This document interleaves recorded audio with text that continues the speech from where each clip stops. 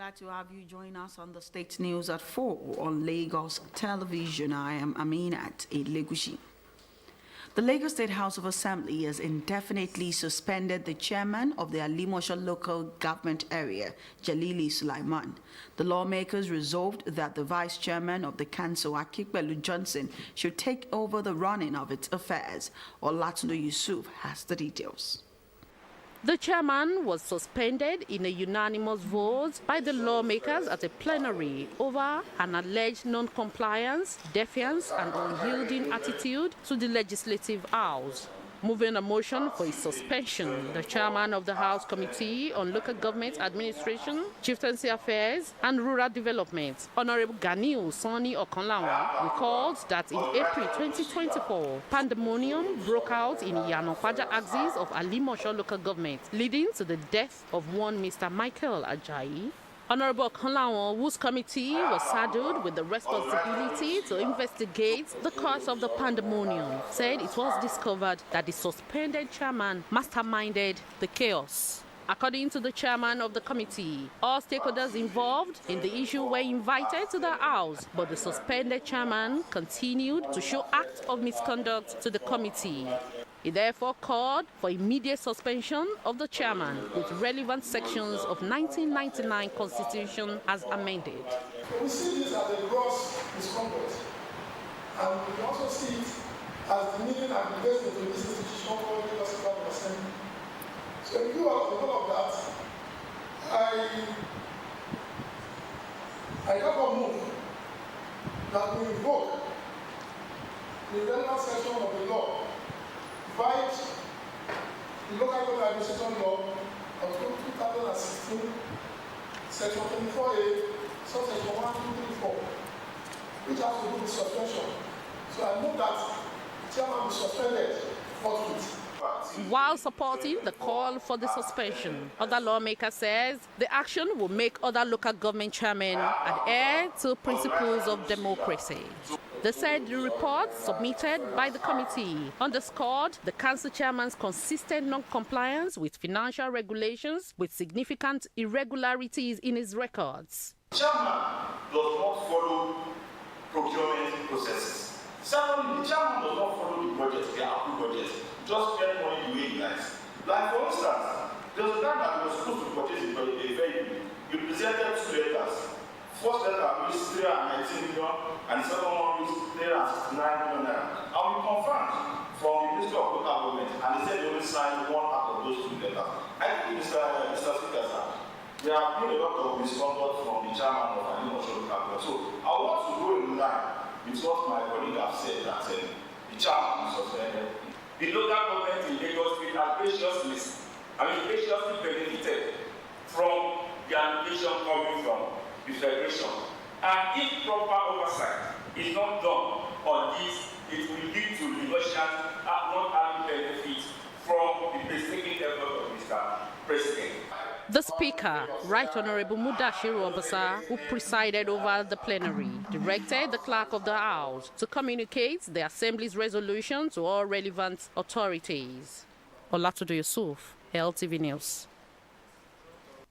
The Lagos State government is joining the rest of the world to mark the year 2024 Cybersecurity Awareness Month with a challenge to all to prioritize online safety. Commissioner for Innovation, Science and Technology, Tubos Malaki, says the state government will celebrate the 2024 Cybersecurity Month to highlight the growing importance of cybersecurity in the daily lives of individuals and businesses. Reiterating the commitment of Governor Babajide Sanwo-Olu's administration to cybersecurity, the statement adds that the government takes cybersecurity seriously. Earlier in the year, Lagos became the first state in Nigeria to set up an advisory board to provide oversight and advise the government through the Ministry of Innovation, Science and Technology on cybersecurity best practices for a cyber-secure and smart Lagos. The Cybersecurity Awareness Month 2024, which runs through October, is a call to action by the government for all residents and organizations to protect themselves and businesses from online dangers with simple, effective steps. The Managing Director, Chief Executive Officer of Transport Policy, Segun Musa, says giving workers the right leadership skills and knowledge will improve service delivery. He stated these at the training on emotional intelligence organized by its Academy for Personnel of Nigeria Immigration Service. Maogbe Josu reports. The Immigration Service remains the first contact entering into any country, especially for foreigners. It is therefore important for the service personnel to be equipped with required knowledge and information on all forms of interaction. It is at this instance that Global Transport Policy is holding a free workshop intervention series for critical institutions in Nigeria, including officials of the Nigeria Immigration Service, on emotional intelligence and leadership skills. Talking about leadership is all about leading by example. Talking about leadership is all about creating role models. Talking about leadership is all about preparing people that be better than you in any way you meet yourself. Because like I said earlier on, if you don't give them the knowledge and the kind of information that will position them strategically, then you won't be able to have people that will take over from you. The leadership training is going to be of a great importance to Immigration Department because we need all the skills that we are being taught today. We need to impart it on our work to be able to go wild on all the things we are supposed to do. What I'm taking away from this training is the knowledge I've gained, the experience gotten from all the topics that we have gone through. It will help me a lot in the delivery of my duties. Chief Executive Officer of the Academy, Segun Musa, says feedbacks from previous trainings are quite encouraging and point us to do more. Gone are those days you see the policemen, they will jump in front of your car, they will stop you abruptly and tell you, bring this, bring that. It's reducing drastically now. Their reception is changing. The same thing Federal Road Safety, the same thing LASTMA. You hardly see LASTMA jumping on any vehicle again. And the way they approach you, I've had an encounter with 2 or 3, and I stayed at distance watching them, and I realized that their interaction has changed, and these are part of what we want to achieve. Participants of this ongoing training organized by Global Transport Policy include officials of military, paramilitary, Federal Airport Authority of Nigeria, Nigeria Civil Aviation Authority, Nigerian Safety Investigation Board, Nigerian Airspace Management Agency, National Union of Road Transport Workers, Road Transport Employers Association of Nigeria, and others. Maogbe Josu, LTV News. Lagos side Ikorodu City Football Club has been left reeling after head coach Bright Ozebagbe tendered his resignation effective immediately. The decision came on the heels of the team's dismal start to the Nigeria Professional Football League 2024-2025 season, in which the NPFL New Boys recorded a mere 1 point out of a possible 15. 1-0 defeat against Plateau United on Sunday was the club's third consecutive loss for Oga Boys, who were close to relegation from the NPFL. Ozebagbe's tenure has been marked by struggles, with the team managing only 1 draw and suffering 4 defeats in their opening 5 matches. The poor run of form has heaped pressure on the club, prompting Ozebagbe to step down. His departure leaves Ikorodu City searching for a new tactician to steer the team back on track. And that's the news at this hour. For more stories, connect with Lagos Television on these social media platforms.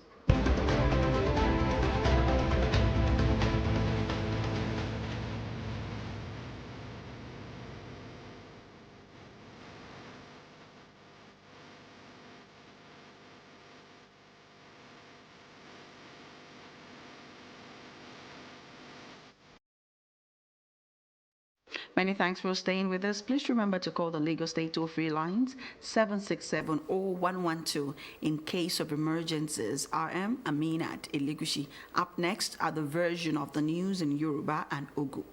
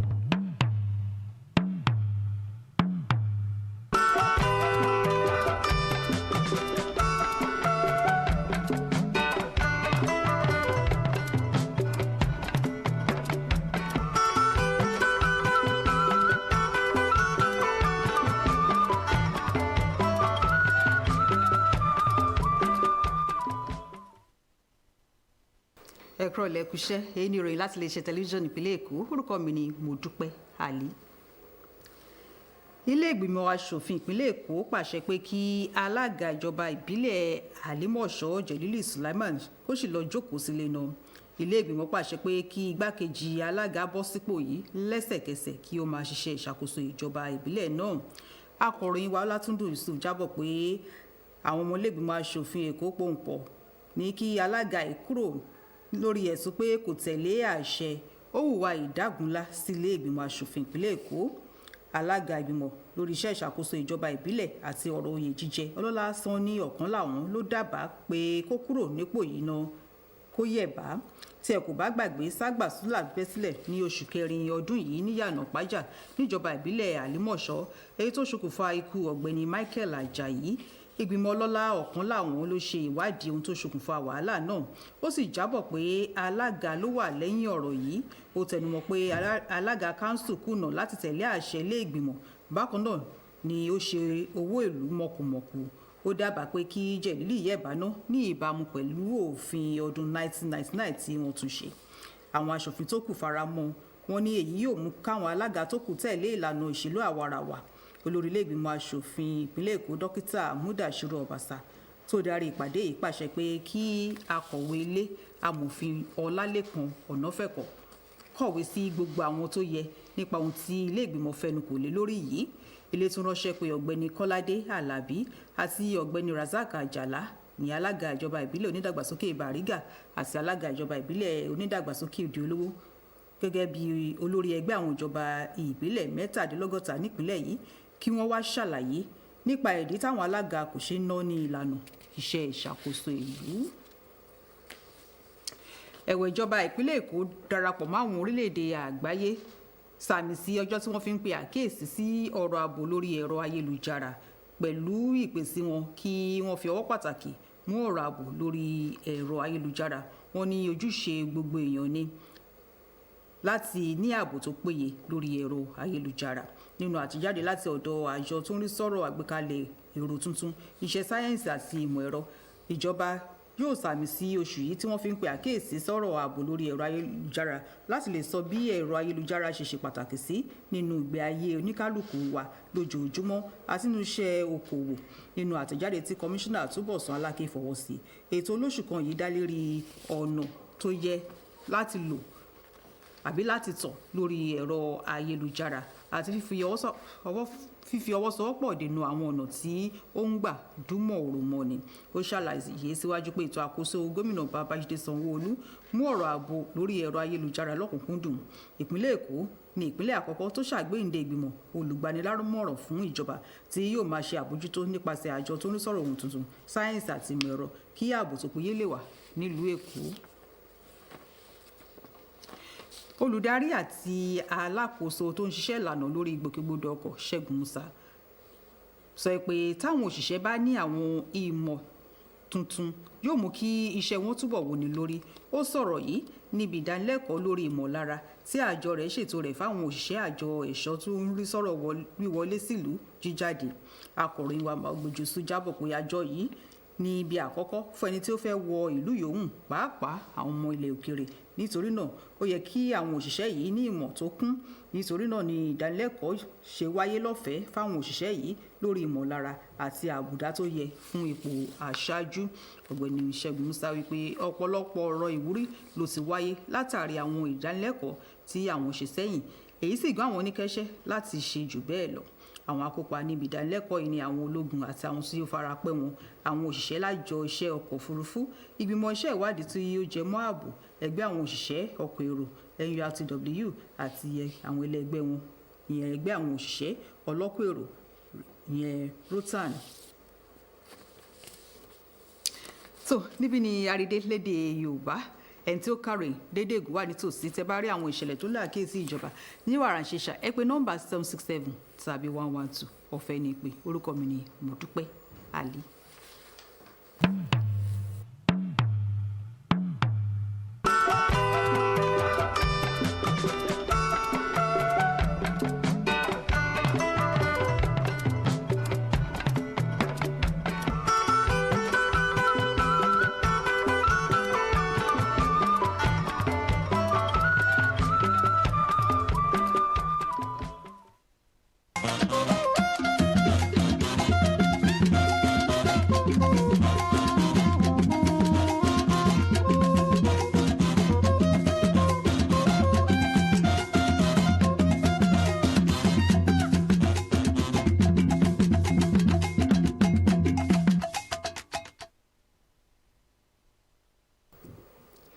mẹ́sílẹ̀ mi kó délé wẹ̀nu sọ́kúdọ́ àzọ́ àfọ́nùgbọ́tọ̀ lílé dé ìsàn tẹlifíṣàn àwọn ìtàn lílé náà máa gbé ìjọsú.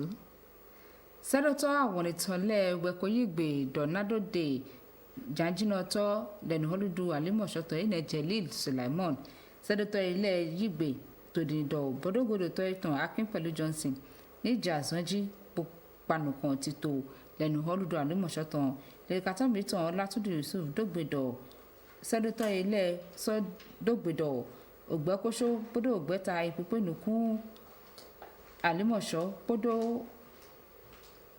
ọ̀gá iná pínnukún àkọ́ ìzìzáhó dọ̀yẹ́ ní hòdó ǹdẹ́ pípé bọ́dọ̀gbọ́dọ̀ tọ́ ẹni Akínpẹ̀lú Johnson dọ̀náyé náyé nídọ́sìgá wà sọ́dọ̀pọ̀ dìyẹ́dọ̀ yéde Jelil Sulaimon sán àsìkò jí dọ́gbọ̀n òwò àyìnàkàndé ebasi gbọ́dọ̀ ema pínnukún àkọ́ ìzìzáhó gànjí ema sọ́dọ̀ tó dó ònú sẹ́dọ̀tọ̀lẹ̀ ẹ̀dọ̀ mọ́dọ̀kúrọ̀ yẹ́dọ̀ nukún pẹ́nugòtọ́ ògbẹ́kóṣó iná pẹ́nukún lẹ́nu họ́lùdúhó kpọ́dọ̀ òtọ́ gálẹ̀ sí sọ́ni ọ̀kan làwọn wẹ̀ẹ́zẹ́ òhólọ́dà yìí bọ̀ Nahim Adams lọ́sùn sọ́wọ́ gbọ́ àlọ́lá dọ̀yẹ́ nídìí Jelil sán òtẹ̀lọ́jì.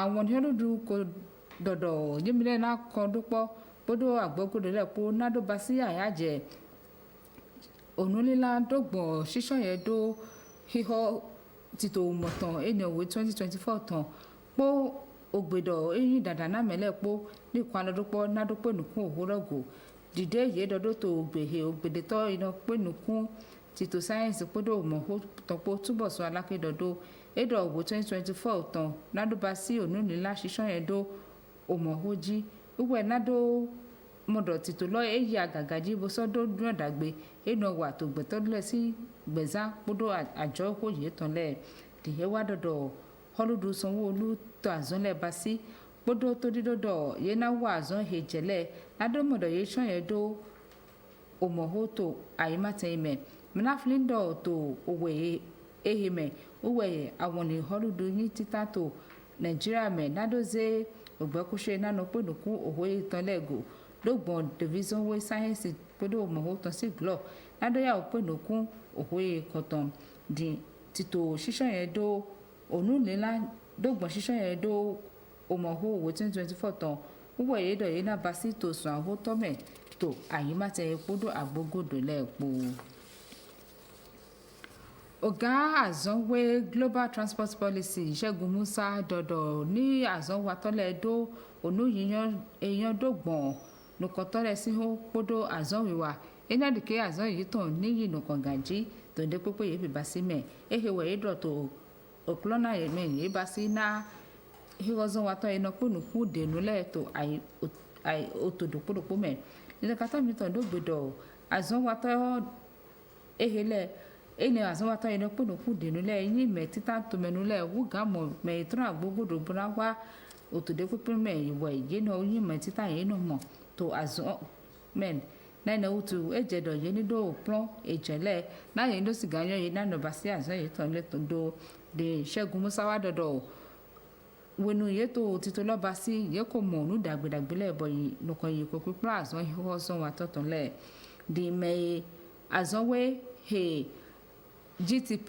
kò òpọ́nàmẹ́ lọ́ba sí ná wúwẹ̀ àzọ́wé NCAA fan NSIB ihọ́zọ́ wa tọ́lẹ̀ kpọ́dọ̀ mẹ́ẹ̀kpọ́lẹ̀ kpọ́ kpọ́dọ̀ yìí sọ̀nà yóò sọ̀dọ̀ yìí náà bá sí òpọ́nàmẹ́ ná òhun kutọ́lẹ̀ ẹnì ọ̀gbẹ́ NURTW kpọ́dọ̀ return tán kpọ́. ema ugale sọ̀dọ̀ ìgàṣírò kpọ́dọ̀ èmi náà sọ̀hìn ẹ̀nìlẹ̀ dẹ́bù wọn náà mi ṣe gbádùn náà jíjìjọ mi fílẹ̀ bọ̀ yìí lọ 767 kọ̀ọ̀fà 12 ìlàsíọ̀mì mọ́ gbọ́dọ̀ sí dọ̀ mi ní pẹ́ẹ́dọ̀ kó àzọ́gọ̀.